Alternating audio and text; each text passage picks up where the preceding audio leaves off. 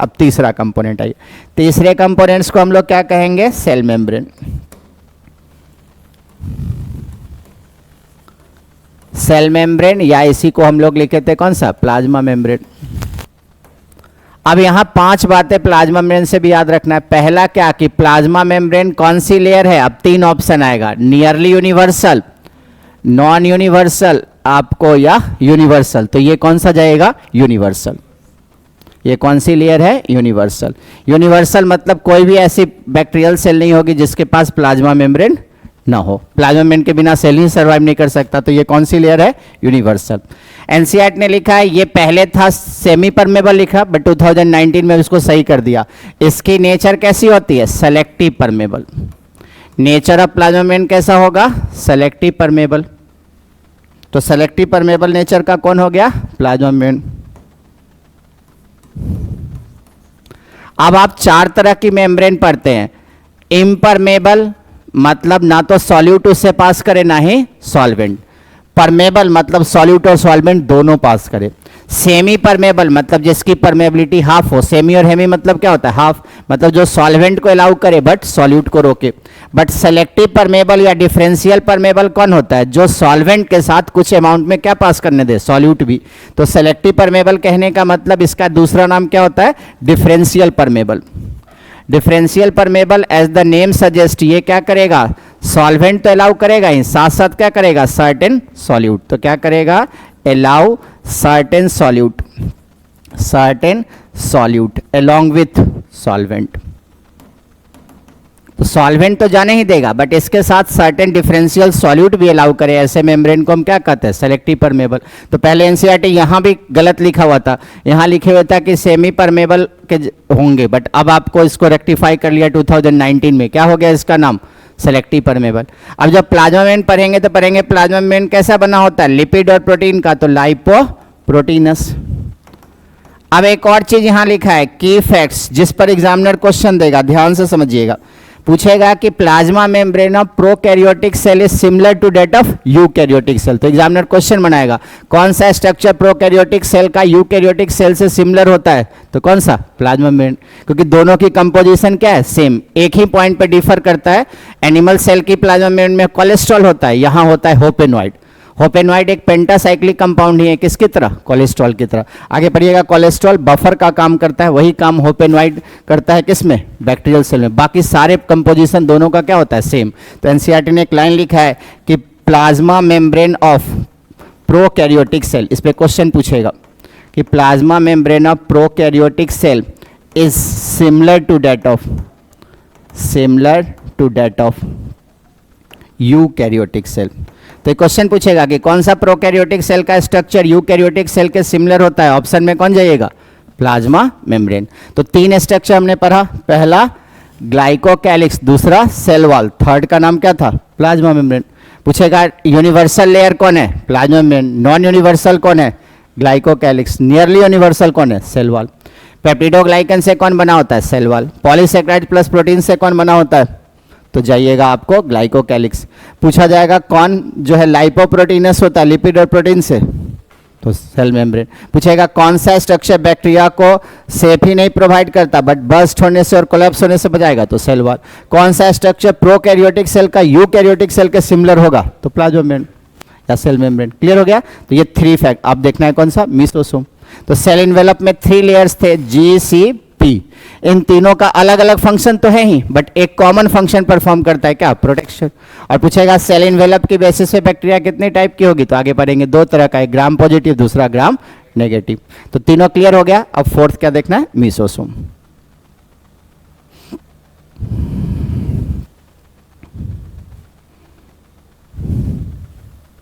तो line by line जो वो लिखा हुआ है बस उसी को हमको इलेबरेट करना है, और जिससे क्वेश्चन और आते हैं बस उसको डिस्क्राइब करना है। तो आगे हम लोग प्लाज्मा मेम्ब्रेन डिटेल में पढ़ेंगे बट यहाँ बैक्टीरियल सेल की प्लाज्मा मेम्ब्रेन में यही 3-4 बातें जो हमने लिखा है वही लिखा हुआ है। क्लियर हो गया। अब नेक्स्ट आइए। वैसे प्लाज्मा मेम्ब्रेन, सेल वॉल तो आप सेपरेट भी पढ़ते हैं इसमें डिटेल में। क्लियर हो गया यहाँ तक। नेक्स्ट देखिए, अब आइए मेसोसोम। अब मेसोसोम से जो फैक्ट्स आते हैं, मेसोसोम ज़्यादा पूछा जाता है इसलिए इसको वेरी वेरी इंपॉर्टेंट लाइन देंगे। मेसोसोम से क्वेश्चन ज़्यादा आते हैं। क्योंकि मीसोसोम को बहुत डिटेल में डिस्क्राइब किया है। मीसोसोम की पहली लाइन क्या लिखना है, ये फोल्डिंग होते हैं किसकी, फोल्डिंग ऑफ प्लाज्मा मेम्ब्रेन। और इसकी 3 शेप एनसीईआरटी ने लिखा है। अब इन तीनों का मतलब देखिए, एनसीईआरटी ने लिखा मीसोसोम में भी वेसिकुलर, कैसा होता है, वेसिकुलर। वेसिकुलर मतलब आपको थैले जैसा या सैक लाइक। दूसरा लिखा है ट्यूबुलर, ट्यूबुलर कहने का मतलब ट्यूब्स की जैसी। तीसरा लिखा है लेमिनर, लेमिना वर्ड मतलब होता है बहुत सारे लेयर्स का, तो मल्टीपल लेयर्स का होगा तो क्या कहेंगे, लेमिनर। तो पहला याद रखना है मीसोसोम किसकी फोल्डिंग है, प्लाज्मा मेम्ब्रेन की। लिखा है मीसोसोम 3 शेप में मिलेंगे, वेसिकुलर मतलब सैक लाइक, ट्यूबुलर मतलब ट्यूब जैसी, लेमिनर मतलब मल्टीपल लेयर। तो ये वर्ड, तीनों वर्ड एनसीईआरटी ने लिखा है कि ट्यूबुलर होंगे, वेसिकुलर होंगे और लेमिनर होंगे। लेमिना मतलब क्या होता है, डिफरेंट लेयर्स, तो मल्टीपल लेयर्स की हो तो लेमिनर, ट्यूब शेप की होगी तो ट्यूबुलर, सैक लाइक होगी तो वेसिकुलर। अब इसके सेवरल फंक्शन लिखे, तो ये एग्जाम में पूछा जाता है, इसके बहुत सारे फंक्शन लिखे, अब ध्यान से समझिएगा। इसका एक फंक्शन लिखा है सेल वॉल की सिंथेसिस। तो बैक्टीरिया जब बाइनरी फिजन करता है तो प्लाज्मा मेम्ब्रेन क्या करते हैं, इनवर्ड फोल्ड, और इनवर्ड फोल्डिंग पे सेल वॉल की मटेरियल बनती है, कौन सा, पेप्टिडोग्लाइकन। तो सेल वॉल के सिंथेसिस करना ड्यूरिंग बाइनरी फिजन किसकी ऑब्जेक्टिव होगी, तो आपको जो मीसोसोम की। दूसरा, मीसोसोम करता है डीएनए का रेप्लिकेशन। जब हम लोग बाइनरी फिजन पढ़ेंगे तो एक बैक्टीरिया के डीएनए जब दो डीएनए में कन्वर्ट होगी तो दोनों को सेपरेट करने का काम भी किसका होगा, मीसोसोम का। जब एक बैक्टीरिया डिवाइड होकर 2 बैक्टीरिया बनेगा तो उसमें साइटोप्लाज्म के डिवीजन का क्रेडिट किसको जाएगा, मीसोसोम को। तो मीसोसोम क्या करता है, डिस्ट्रीब्यूशन ऑफ साइटोप्लाज्म। अब पूछा जाएगा मीसोसोम और क्या करता है, एरोबिक पार्ट ऑफ रेस्पिरेशन। तो रेस्पिरेशन में जैसे माइटोकॉन्ड्रिया जो पार्ट इंपॉर्टेंट रोल प्ले करता है यूकैरियोटिक सेल में, वही काम कौन करके देता है, मीसोसोम। तो रेस्पिरेशन करता है, कौन सी रेस्पिरेशन, एरोबिक। इसलिए हम इसको एनालोगस मानते हैं किसके, माइटोकॉन्ड्रिया के। एनालोगस कहने का मतलब जिसकी स्ट्रक्चर क्या हो, आपको जो है डिफरेंट बट फंक्शन क्या हो, सेम। तो ये किसके एनालोगस होगा, ये भी क्वेश्चन पूछा जाता है, एनालोगस टू माइटोकॉन्ड्रिया। तो पूछा जाएगा कौन एनालोगस होते हैं माइटोकॉन्ड्रिया के, तो मीसोसोम, क्योंकि aerobic part of respiration. NCERT ने लिखा है ये किस में हेल्प करेगा, सेक्रीशन में। अगर इसको एक्सोटॉक्सिन या एंडोटॉक्सिन रिलीज करना होगा तो उसके लिए किस में हेल्प करेगा, ये सेक्रीशन में भी, तभी तो टॉक्सिक कंपोनेंट्स आएंगे। 6th में पूछा जाएगा ये क्या करता है, increase surface area of plasma membrane, क्योंकि ये फिंगर लाइक प्रोजेक्शन के फॉर्म में भी है ट्यूबुलर। और फिर क्या करेगा, एंजाइमेटिक एक्टिविटी इंक्रीज करेगा। तो ये सेवरल फंक्शन एनसीईआरटी ने लिखी है कि मीसोसोम हमारे पास कौन से है, फोल्डिंग है किसके, प्लाज्मा मेम्ब्रेन की। कितने शेप में मिलेंगे, 3 लिखा है, वेसिकुलर, ट्यूबुलर और लेमिनर। और ये सेवरल फंक्शन करेंगे, सेल वॉल के सिंथेसिस करेगा, डीएनए का रेप्लिकेशन, डिस्ट्रीब्यूशन ऑफ साइटोप्लाज्म, ये सब कहाँ पढ़ते हैं, जब वो बाइनरी फिजन करता है। सबसे कॉमन मोड ऑफ बैक्टीरिया आपको जो है डिवीजन क्या होते हैं, बाइनरी फिजन। बाइनरी फिजन में सबसे पहले डीएनए क्या करती है, रेप्लिकेट। रेप्लिकेटेड डीएनए को सेपरेट करने का काम कौन करता है, मीसोसोम। उसके बाद प्लाज्मा मेम्ब्रेन इनवर्ड फोल्ड करता है और उस पर क्या बनता है, सेल वॉल का मटेरियल। और जब सेल वॉल का मटेरियल बन जाएगा तो बैक्टीरिया की, एक बैक्टीरिया दूसरे डॉटर बैक्टीरिया में डिवाइड हो जाएंगे। तो एक बैक्टीरियम से 2 डॉटर बैक्टीरियम बनने के लिए 3 एक्टिविटी होती है, और ये तीनों में किसकी इंपॉर्टेंट रोल होती है, मीसोसोम की। पूछा जाएगा इसके पास माइटोकॉन्ड्रिया नहीं है तो माइटोकॉन्ड्रिया वाला रोल कौन करके देगा, मीसोसोम। और पूछा जाएगा मीसोसोम क्या करता है, सेक्रीशन में हेल्प करता है। कोई बैक्टीरिया एक्सोटॉक्सिन रिलीज करते हैं, कुछ बैक्टीरिया एंडोटॉक्सिन। तो इन दोनों को रिलीज करने में कौन इंपॉर्टेंट रोल प्ले करता है, मीसोसोम। पूछा जाएगा सरफेस एरिया बढ़ाता है, फिंगर लाइक प्रोजेक्शन के फॉर्म में है, तो सरफेस एरिया बढ़ाएगा किसके लिए, एंजाइमेटिक एक्टिविटी के लिए। तो ये हमें सेवरल फंक्शन। अब एनसीईआरटी ने एक और लाइन लिखा है कि अनदर एक्सटेंशन मिलते हैं प्लाज्मा मेम्ब्रेन की, उसका नाम क्या होता है, क्रोमेटोफोर। और वो कहाँ मिलता है, बीजीए में। वो पिगमेंटेड पार्ट होता है। जैसे आप पढ़ते हैं, जब क्लोरोप्लास्ट पढ़ते हैं तो क्या पढ़ते हैं, क्लोरोप्लास्ट के पास एक होते हैं थैलेक्वाइड, वही थैलेक्वाइड स्टैक्ड होता है तो ग्रेनम बनाता है, यही थैलेक्वाइड जब स्कैटर्ड हो जाएगा तो उसको क्या कहेंगे, क्रोमेटोफोर। और क्रोमेटोफोर का फंक्शन क्या होगा, फोटोसिंथेसिस। तो पूछेगा कौन सी फंक्शन मीसोसोम नहीं करता है, तो ऑप्शन में कौन मिलेगा, फोटोसिंथेसिस, क्योंकि फोटोसिंथेसिस किसकी फंक्शन होगी, क्रोमेटोफोर की। तो एक और यहाँ पर की फैक्ट्स लिखा है, आपको उसको याद रखना है। पहला की फैक्ट्स क्या लिखा है, another extension of plasma membrane present in cyanobacteria. Cyanobacteria आपके लिए नया नहीं है, साइनोबैक्टीरिया का मतलब बीजीए, कॉल्ड क्रोमेटोफोर। और ये क्रोमेटोफोर क्या करेगा, क्रोमेटोफोर हेल्प्स इन आपको फोटोसिंथेसिस। क्यों फोटोसिंथेसिस में हेल्प करेगा, as its accounts pigment. Normal bacteria के पास होता है बैक्टीरियोक्लोरोफिल, बट ये पहली ऐसी बीजीए होते हैं, बीजीए ही ऐसा पहला प्रोकैरियोट्स है जो ऑक्सीजनिक फोटोसिंथेसिस करता है, और इसी के पास हायर प्लांट के तरह ही क्लोरोफिल क्या होता है, ए होता है। तो एग्जाम में आएगा कि another extension of plasma membrane को क्या कहेंगे हम, क्रोमेटोफोर कहेंगे। और क्रोमेटोफोर और कुछ नहीं है, स्कैटर्ड फॉर्म है थैलेक्वाइड का, और इसका काम क्या होगा, फोटोसिंथेसिस। तो मीसोसोम को बहुत डिटेल में डिस्क्राइब किया, इसलिए मीसोसोम से क्वेश्चन पूछने की पॉसिबिलिटी काफी अधिक होती है। क्लियर, लिखिए। और ये भी लिखा है कि another extension of plasma membrane present in cyanobacteria, और इट इज पिगमेंटेड पार्ट, जो किस में हेल्प करेगा, फोटोसिंथेसिस में। कौन सी पिगमेंट होती है बीजीए के पास, क्लोरोफिल ए और फाइकोब्लिन्स। फाइकोब्लिन्स दो तरह के आप पढ़ते हैं आपको, फाइकोइरिथीन और फाइकोसियानिन। फाइकोसियानिन ज़्यादा होता है इसलिए इसको ब्लू ग्रीन कलर का होता है। एक आप बीजीए पढ़ेंगे आगे, ट्राइकोडेस्मियम इरिथियम, उसमें फाइकोइरिथीन ज़्यादा होता है इसलिए वो आपको रेड कलर का होता है, जो रिस्पॉन्सिबल होता है रेड कलर ऑफ रेड सी के लिए। तो एग्जाम में आएगा another extension of plasma membrane को क्या कहेंगे, क्रोमेटोफोर। और क्रोमेटोफोर और कुछ नहीं है, थैलेक्वाइड जब स्कैटर्ड फॉर्म में होता है तो क्रोमेटोफोर, थैलेक्वाइड जब स्टॉक्ड हो जाएगा तो क्लोरोप्लास्ट में उसको पढ़ते हैं ग्रेनम, जब वो इकट्ठा हो जाएगा तो ग्रेनम, बिखर जाएगा तो क्रोमेटोफोर। तो पूछेगा पिगमेंटेड पार्ट कंटेनिंग एक्सटेंशन को जो बीजीए में मिलता है नाम क्या होगा, क्रोमेटोफोर।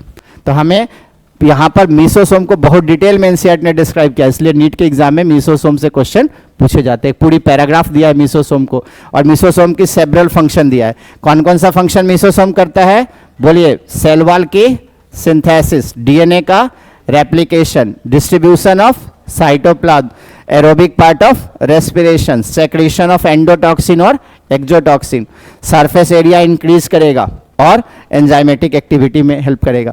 और पूछेगा अनदर एक्सटेंशन का नाम क्या होगा, क्रोमेटोफोर। और क्रोमेटोफोर किस में हेल्प करेंगे, फोटोसिंथेसिस में। तो पूछेगा कौन सी फंक्शन मीसोसोम की नहीं है, उसमें दे देगा फोटोसिंथेसिस, क्योंकि फोटोसिंथेसिस किसका काम है, क्रोमेटोफोर का। पूछेगा मीसोसोम कौन सा फंक्शन नहीं करता है, फाइंड ऑड वन आउट, और उसमें ये सारे फंक्शन 3 दे देगा, एक फंक्शन कौन दे देगा, फोटोसिंथेसिस। तो फोटोसिंथेसिस किसकी फंक्शन नहीं होगी, मीसोसोम की नहीं होगी, कि मीसोसोम कौन फंक्शन कर रहा है, क्रोमेटोफोर, क्योंकि मीसोसोम के पास सब कुछ है बट पिगमेंट नहीं है, तो पिगमेंट नहीं है तो फोटोसिंथेसिस नहीं कर सकता। क्लियर हो गया। अब नेक्स्ट आइए सी डीएनए, क्लियर, बोलिए। फाइकोब्लिन्स 2 लिखेगा, आगे पढ़ेंगे बायोमॉलिक्यूल में, sorry biological type, chlorophyll A और फाइकोब्लिन्स। फाइकोब्लिन्स 2 तरह के होते हैं, एक फाइकोसियानिन और एक फाइकोइरिथीन। नॉर्मल बैक्टीरिया के पास होता है बैक्टीरियोक्लोरोफिल, बट इसके पास होता है क्लोरोफिल ए।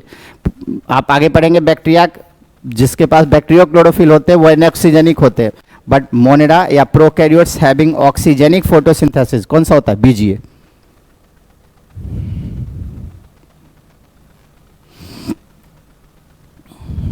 तो 4 बातें हमने देख लिया, एक ग्लाइकोकैलिक्स देख ली, एक सेल वॉल देख लिया, एक प्लाज्मा मेम्ब्रेन देख लिया, एक मीसोसोम देख लिया। अब क्या देखना है, कोवेलेंट क्लोज सर्कुलर डीएनए, तो सी डीएनए। तो नेक्स्ट टॉपिक दीजिए, covalent close circular DNA. Line by line बस उसी बुक को पढ़नी है, उसी बुक से जो क्वेश्चन आएंगे। तो अपने पास क्या है, सी डीएनए। पहले सी का मतलब कोवेलेंट, दूसरे सी का मतलब क्लोज्ड, तीसरे सी का मतलब सर्कुलर और डीएनए। तो बैक्टीरिया की डीएनए कैसी होती है, कोवेलेंट क्लोज सर्कुलर। डीएनए हमेशा स्ट्रैंड पे आएगा तो कौन सा जाएगा? Double standard. Single standard DNA rare होता है।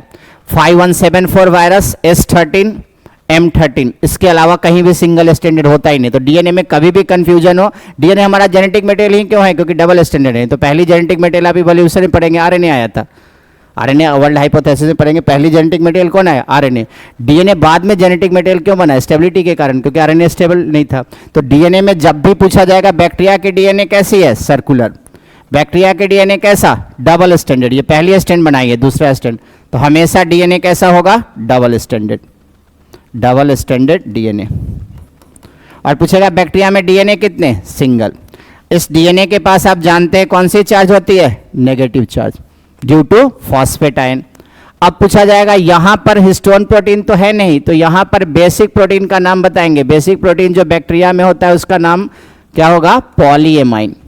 तो इसके पास बेसिक प्रोटीन के रूप में कौन होता है? पॉलीएमाइन। जैसे हिस्टोन पे होता है पॉजिटिव चार्ज, इस पॉलीएमाइन पे भी कौन सी चार्ज होती है? Positive charge. अब ध्यान से समझिएगा, हिस्टोन तो है नहीं तो यहां क्वाइलिंग लाएगा, बट इतने ज्यादा क्वाइलिंग नहीं लाएगा कि इसको आप क्रोमोसोम कह सके। तो इस स्ट्रक्चर को हम लोग ट्रू क्रोमोसोम नहीं कहते। ये जो क्रोमोसोम बनता है बैक्टीरिया में ड्यू टू फोल्डिंग ऑफ आपको जो है डीएनए, तो यहां ये फोल्डिंग लाएगा और इस फोल्डेड स्ट्रक्चर को जो है वो पॉलीएमाइन होल्ड करके रखेगा। तो इस स्ट्रक्चर को हम लोग 3-4 नाम से जानते हैं। इसी को हम लोग फॉल्स क्रोमोसोम कहते हैं। फॉल्स के लिए कौन सा वर्ड आता है? स्यूडो क्रोमोसोम, जैसे स्यूडोपोडिया आप यूज करते हैं। इसी को न्यूक्लियोइड भी कहते हैं, इसी को इंसिपिएंट न्यूक्लियस भी कहते हैं। बायो में कुछ नहीं मिलता है, नाम बदल देता है। इसी को गोनोफोर भी कहते हैं। और इसकी नंबर भी कितने होते हैं? सिंगल। तो बैक्टीरिया में डीएनए भी सिंगल, क्रोमोसोम भी सिंगल, इसलिए बैक्टीरिया हैप्लॉइड होगा या डिप्लॉइड? बैक्टीरिया की डेजिग्नेशन कैसी होगी? हैप्लॉइड या डिप्लॉइड? हैप्लॉइड मतलब unpaired set of chromosome, diploid मतलब पेयर्ड सेट। एक ही क्रोमोसोम है तो अनपेयर्ड होगा या पेयर्ड? अनपेयर्ड। तो बैक्टीरिया की डेजिग्नेशन कैसी? हैप्लॉइड। बैक्टीरिया नेचर वाइज कैसा होगा? हैप्लॉइड होगा। तो हमें पहली बात याद रखना है, बैक्टीरिया की डीएनए कैसी होगी? Circular DNA. और बैक्टीरिया का डीएनए डबल स्टैंडर्ड। कंफ्यूजन और स्टैंड में तो हमेशा कौन जाएंगे? Double standard. पूछा जाएगा बैक्टीरिया में डीएनए कितने? सिंगल। चार्ज कौन सा डीएनए पे? Negative charge. यहाँ बेसिक प्रोटीन हिस्टोन एब्सेंट होता है तो उसकी जगह बेसिक प्रोटीन कौन सी होती है? पॉलीएमाइन। और पॉलीएमाइन चार्ज वन डीएनए को न्यूट्रलाइज करके क्या करता है? जो एक फोल्डेड स्ट्रक्चर बनाता है। ये ट्रू क्रोमोसोम नहीं कहलाता। ट्रू क्रोमोसोम कहाँ मिलते हैं? यूकैरियोट्स में। और इस फोल्डेड स्ट्रक्चर को होल्ड करके कौन रखेगा? ये जो पिंक कलर से बना रहा है इसी का नाम क्या है? पॉलीएमाइन। एक बार फोल्ड होगा और फोल्डिंग को क्लिप के फॉर्म में होल्ड करके कौन रखेगा? पॉलीएमाइन। और इस फोल्डेड स्ट्रक्चर का नाम हम लोग फॉल्स क्रोमोसोम कहते हैं, इसलिए इसका नाम क्या है? Pseudo chromosome. तो ट्रू क्रोमोसोम यूकैरियोट्स में मिलते हैं। आगे लिखा है यूकैरियोटिक सेल में लाइन कि क्रोमोसोम किसकी फीचर है? यूकैरियोटिक सेल की। प्रोकैरियोटिक सेल में स्यूडो क्रोमोसोम मिलते हैं। स्यूडो क्रोमोसोम को कहते हैं न्यूक्लियोइड, या इसी को कहते हैं इंसिपिएंट न्यूक्लियस, या इसी को गेनोफोर कहते हैं। अलग अलग नाम दिया हुआ है। और पूछा जाएगा DNA in bacteria single, chromosome single, तो डेजिग्नेशन ऑफ बैक्टीरिया हैप्लॉइड। तो प्रोकैरियोटिक सेल में बैक्टीरिया कौन से नेचर का होता है? हैप्लॉइड होता है। अब इसमें एक एक्स्ट्रा क्रोमोसोमल डीएनए होता है जिसपे ज्यादा क्वेश्चन पूछा जाता है। नाम क्या होता है? प्लाज्मिड। तो प्लाज्मिड से पहले हमें क्या लिखना है? CCC DNA. अब एक्स्ट्रा क्रोमोसोमल डीएनए क्या नाम है उसका? प्लाज्मिड। कोवेलेंट वो स्टिकी वाला, जैसे आप कोवेलेंट में पढ़ते हैं ना, आपको दो इलेक्ट्रॉन मिला तो एक बॉन्ड बना, हाँ, मतलब दोनों एंड स्टिक कर रहा है इसलिए कोवेलेंट नाम है। दोनों एंड जाके मिला, जैसे हमारे पास लीनियर डीएनए होता है, इसके पास सर्कुलर डीएनए, तो दोनों एंड स्टिक जाके कर रहे हैं इसलिए कोवेलेंट नाम है।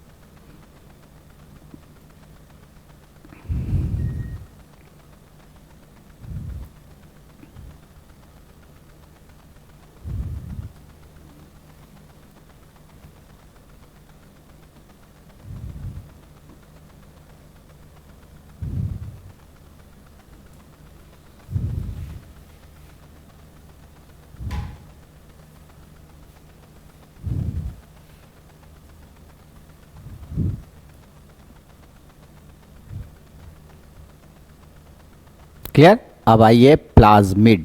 प्लाज्मिड को फिर से वेरी वेरी इंपॉर्टेंट देंगे, जहाँ जहाँ से ज़्यादा क्वेश्चन आते हैं वहाँ आपको स्पेसिफाई करते जाएंगे, जहाँ से एग्जामिनर क्वेश्चन ज़्यादा पूछता है। प्लाज्मिड,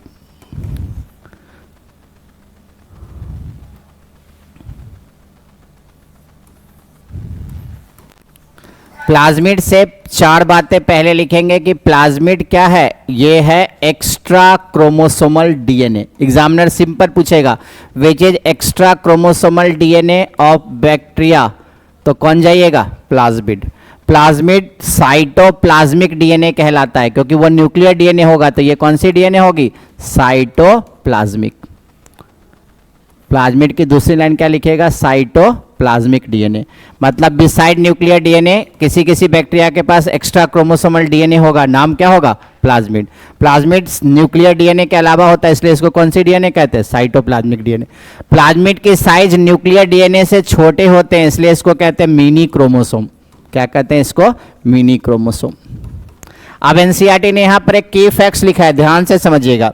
लिखा है प्लाज्मिड क्या करता है, स्पेसिफिक फेनोटाइप प्रोवाइड करता है, किसको, बैक्टीरिया को। जब जेनेटिक्स पढ़ते हैं तो आप पढ़ते हैं एक वर्ड होता है जेनोटाइप, एक होता है फिनोटाइप। फिनोटाइप कहने का मतलब फिजिकल अपीयरेंस, तो प्लाज्मिड क्या करेगा, स्पेसिफिक फिनोटाइप प्रोवाइड करेगा, किसको, बैक्टीरिया को। तो एनसीईआरटी ने लिखा है प्लाज्मिड प्रोवाइड। तो किस एग्जाम में क्वेश्चन आएगा, which structure of bacteria provide specific phenotype to bacteria, तो कौन सा जाएगा, प्लाज्मिड। तो प्लाज्मिड क्या करेगा, provide specific phenotype to bacteria. तो बैक्टीरिया को स्पेसिफिक फिनोटाइप प्रोवाइड करने का क्रेडिट किसे जाएगा, प्लाज्मिड को। अब कुछ टाइप की प्लाज्मिड देखे तो ये वर्ड क्लियर हो जाएगा। देखिए ध्यान से समझिएगा, एक मिनट ध्यान से देखिए। अगर आएगा आर प्लाज्मिड, तो आर प्लाज्मिड एनसीईआरटी ने लिखा है क्या करेगा, रेसिस्टेंस प्रोवाइड करेगा, किसके अगेंस्ट, एंटीबायोटिक के अगेंस्ट। तो आर प्लाज्मिड का काम क्या होगा, रेसिस्टेंस प्रोवाइड करना, किसके अगेंस्ट, आपको एंटीबायोटिक। तो आर प्लाज्मिड में आर कौन से वर्ड को बता रहा है, रेसिस्टेंस। और रेसिस्टेंस किसके अगेंस्ट, रेसिस्टेंस अगेंस्ट एंटीबायोटिक। तो आप पढ़ते हैं जब PBR 322 तो देखते हैं वो एम्पिसिलिन रेसिस्टेंट या टेट्रासाइक्लिन रेसिस्टेंट होता है। तो प्लाज्मिड का काम क्या है, रेसिस्टेंट प्रोवाइड करना, किसके अगेंस्ट, आपको एंटीबायोटिक। दूसरा, जब आप कंजुगेशन पढ़ते हैं तो वहां पर कौन सी प्लाज्मिड आती है, एफ प्लाज्मिड। और एफ प्लाज्मिड वैसे प्लाज्मिड होते हैं जिसके पास सेक्स पिली होती है, तो इसका क्या होगा, इसका जो है आपको फिनोटाइप अलग होगा। अगर आप एक प्लाज्मिड पढ़ते हैं जो ट्यूमर इंड्यूस करता है, क्या नाम होता है, TI प्लाज्मिड। TI प्लाज्मिड को क्या पढ़ते हैं, ट्यूमर इंड्यूसिंग। और ट्यूमर इंड्यूसिंग प्लाज्मिड पढ़ते हैं एक आपको जो है ऐसी बैक्टीरिया जो जेनेटिक इंजीनियरिंग में सबसे ज़्यादा यूज होता है, क्या नाम होता है उसका, एग्रोबैक्टीरियम ट्यूमिफेसियम। ये इंटरजेनेरिक आपको कंजुगेशन ट्यूब बनाता है, मतलब प्लांट सेल के साथ भी ये बैक्टीरिया क्या होता है, कैपेबल होता है आपको कंजुगेशन ट्यूब बनाने में, जिससे वो जीन ट्रांसफरेंस करता है। तो बायोटेक में जो सबसे ज़्यादा यूज होने वाला जेनेटिक इंजीनियरिंग बैक्टीरिया होता है वो कौन सा होता है, एग्रोबैक्टीरियम ट्यूमिफेसियम, जो क्राउन गॉल डिजीज कॉज करता है। तो उसमें कौन सी प्लाज्मिड होती है, TI प्लाज्मिड। तो जैसी बैक्टीरिया उस तरह की प्लाज्मिड होगी, इसलिए लिखा है बैक्टीरिया क्या करेगा, ये आपको स्पेसिफिक फिनोटाइप प्रोवाइड करेगा, किसको, बैक्टीरिया को। इसको लिखा है ये डीएनए की ट्रांसफॉर्मेशन में हेल्प करेगा, और डीएनए ट्रांसफर में हेल्प करेगा। इसी को आगे पढ़ते हैं बैक्टीरिया की सेक्सुअल रिकॉम्बिनेशन में, कौन सी, कंजुगेशन।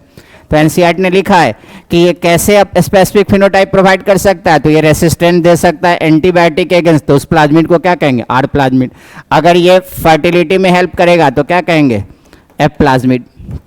पूछा जाएगा प्लाज्मिड कैसा लेयर है, यूनिवर्सल या नॉन यूनिवर्सल, तो नॉन यूनिवर्सल, किसी के पास होगा किसी के पास नहीं होगा, और होंगे भी तो अलग अलग नेचर के होंगे। किसी के पास आर प्लाज्मिड होगा, किसी के पास एफ प्लाज्मिड, किसी के पास TI प्लाज्मिड, किसी के पास नी प्लाज्मिड जो नाइट्रोजन फिक्सेशन करता है। तो अलग अलग टाइप के प्लाज्मिड होते हैं, इसलिए एनसीईआरटी ने एक लाइन लिखा है कि प्लाज्मिड क्या करता है कि स्पेसिफिक फिनोटाइप प्रोवाइड करता है, किसको, बैक्टीरिया को। तो बैक्टीरिया को स्पेसिफिक फिनोटाइप प्रोवाइड करने की क्रेडिट किसे होगा, प्लाज्मिड। अब एक और क्वेश्चन बताइए, ये एम्स में पूछा जाता है कि आपको जो है प्लाज्मिड को न्यूक्लियर डीएनए के साथ मिलाएं तो क्या कहलाएगा, प्लाज्मिड प्लस न्यूक्लियर डीएनए, कौन सा वर्ड कहलाएगा, प्लाज्मिड को न्यूक्लियर डीएनए के साथ मिला दीजिए। तो इसके लिए एक वर्ड यूज करते हैं, क्या मतलब, ये हो गया न्यूक्लियर डीएनए और ये हो गया आपके प्लाज्मिड, दोनों को मिला दीजिए। तो इसके लिए एक वर्ड यूज करते हैं, कौन सा, बोलिए। नहीं, रिकॉम्बिनेंट डीएनए तो अलग होते हैं। रिकॉम्बिनेंट डीएनए तो वो जब इसी प्लाज्मिड में हम एलियन जीन इंट्रोड्यूस करेंगे तो वो रिकॉम्बिनेंट डीएनए होगा। इसके लिए एक वर्ड आता है प्लाज्मिड प्लस न्यूक्लियर डीएनए, जैसे इसको दोनों को मिला दीजिए, कौन सा वर्ड कहते हैं इसको? एक बहुत अच्छा वर्ड है, कितनी बार एग्जाम में पूछा जा चुका है, एम्स में पर्टिकुलरली पूछा जाता है। HFR बनाने के लिए इसका यूज होता है। जब आप रिकॉम्बिनेशन पढ़ते हैं तो हाई आपको रेट ऑफ रिकॉम्बिनेशन के लिए, जैसे यहाँ प्लाज्मिड के साथ कौन जुड़ गया, आपको न्यूक्लियर डीएनए के साथ प्लाज्मिड जुड़ गया, इसके लिए एक वर्ड आता है, याद रखिएगा, पूछा जाता है फ्रीक्वेंटली, एपिसोम। क्या कहते हैं इसको? Episome. Plasmid plus nuclear DNA क्या कहलाता है? एपिसोम। जब HFR बनाएंगे कंजुगेशन बताते समय बायोलॉजिकल क्लासिफिकेशन में, तो वहाँ क्या बनाएंगे? एपिसोम। तो पूछेगा न्यूक्लियर डीएनए और प्लाज्मिड को मिला दीजिए तो उस स्ट्रक्चर का नाम क्या होता है? एपिसोम। हाँ, रिकॉम्बिनेंट डीएनए क्या होता है? अब इसी प्लाज्मिड जब एलियन जीन इंट्रोड्यूस कर देंगे तो वो रिकॉम्बिनेंट डीएनए होगा, बट न्यूक्लियर डीएनए के साथ प्लाज्मिड के कॉम्बिनेशन हो जाए तो उस टर्म को क्या कहते हैं? एपिसोम। क्लियर? तो एपिसोम वर्ड जो है ये एम्स में पूछा जाता है फ्रीक्वेंटली, अब तो एम्स मिला ही दिया उसी के साथ।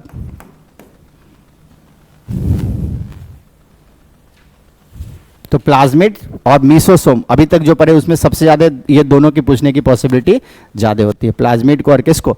मीसोसोम को, क्योंकि मीसोसोम को भी बहुत डिटेल में बताया है और प्लाज्मिड के बारे में भी लिखा है कि बैक्टीरिया के पास एक क्या प्लाज्मिड की पूछा जाएगा स्टैंड कैसी, डबल स्टैंड या सिंगल स्टैंड? सिंगल स्टैंड कहाँ? सिंगल स्टैंड एक्सेप्शन है, वायरस में मिलता है, उसके अलावा कहीं नहीं। तो कौन सा? प्लाज्मिड भी कैसा होगा? डबल स्टैंड सर्कुलर, बस साइज में छोटा होगा। इसलिए जब प्लाज्मिड बनाए थे तो वो न्यूक्लियर डीएनए से छोटे बनाए थे आपने। डीएनए में कभी भी कंफ्यूजन हो, सिंगल स्टैंड जाएंगे नहीं, डीएनए ऑलवेज डबल स्टैंडर्ड होता है जब तक वो एक्सेप्शन ना जाए। 3 जगह एक्सेप्शन है, 5174, S13, M13, इसके अलावा हर जगह डीएनए कैसा? Double standard. तो पूछेगा प्लाज्मिड की nature double standard, but size of plasmid smaller होती है न्यूक्लियर डीएनए से, इसलिए इसको क्या कहते हैं? Mini chromosome. और इसके पास सेल रेप्लिकेटिंग टेंडेंसी होती है, आप पूरी डिटेल में पढ़ते हैं PBR 322, वो क्या है? प्लाज्मिड ही है। जब बायोटेक में जो पढ़ते हैं PBR 322 पूरे डिटेल में, वो कौन है? प्लाज्मिड ही है। पूरा जो बायोटेक का पढ़ते तो प्लाज्मिड से क्वेश्चन पूछने की पॉसिबिलिटी ज़्यादा होती है। ये क्वेश्चन पूछा जाता है कि कौन सा स्ट्रक्चर बैक्टीरिया को स्पेसिफिक फिनोटाइप प्रोवाइड करेगा। फिनोटाइप मतलब फिजिकल अपीयरेंस, कौन टॉल है, कौन ड्वार्फ है, कौन रेड है, कौन वाइट है, जो जेनेटिक्स में आप पढ़ते हैं ना। तो फिजिकल अपीयरेंस को हम लोग क्या कहते हैं? फेनोटाइप। तो फेनोटाइप प्रोवाइड करने की क्रेडिट किसको जाएगा? प्लाज्मिड को। अब देखें बैक्टीरिया में कोई भी मेम्ब्रेनस ऑर्गेनेल्स नहीं है, तो क्या है? एकमात्र ऑर्गेनेल्स है कौन सा? राइबोसोम। तो बैक्टीरिया की नेक्स्ट कंडीशन क्या देखना है? राइबोसोम। तो वही 11 स्ट्रक्चर को हम लोग ने जो लिखा है उसी को डिटेल में आपसे पूछा जाता है, लाइन बाय लाइन। एनसीईआरटी ने लिखा वही सब लाइन लिखा रहे, उसी को हमें रिलेट करना है ना। और कुछ जो इंट्रोड्यूस किया, जो क्वेश्चन आपसे पूछा जाता है उसको जो फ्रीक्वेंटली पूछा जाता है, जैसे एपिसोम एम्स का बहुत फ्रीक्वेंट पूछा जाने वाला क्वेश्चन है कि nuclear DNA plus plasmid is called, क्या होगा? एपिसोम। और एपिसोम का यूज कहाँ पढ़ते हैं हम लोग? जब कंजुगेशन पढ़ेंगे तो कंजुगेशन में पढ़ता है ना, F positive F negative conjugation, HFR और F नेगेटिव कॉम्बिनेशन। तो HFR बनाने के लिए एपिसोम ही तो बनाते हैं। हाई फ्रीक्वेंसी ऑफ आपको रिकॉम्बिनेशन होगी, क्योंकि सेक्सुअल रिकॉम्बिनेशन की टाइप है कंजुगेशन, ट्रांसफॉर्मेशन, ट्रांसडक्शन, ये सब। आप 7th में लिखिएगा क्या? पॉलीसोम। हाँ, F for fertility, TI for tumour inducing, R for resistance against antibiotic. ये दोनों तो एनसीईआरटी ने लिखा है कि बैक्टीरिया के प्लाज्मिड जो है आगे मॉनिटर करता है डीएनए की ट्रांसफरेंस में, तो वो कौन सा हेल्प करेगा? कंजुगेशन की बात कर रहा है। लिखा है कि अगर आपको रेसिस्टेंट देगा एंटीबायोटिक से, तो R प्लाज्मिड की बात कर रहा है। तो सब लाइन एनसीईआरटी की ही है, उसी को हमको अरेंज करना है।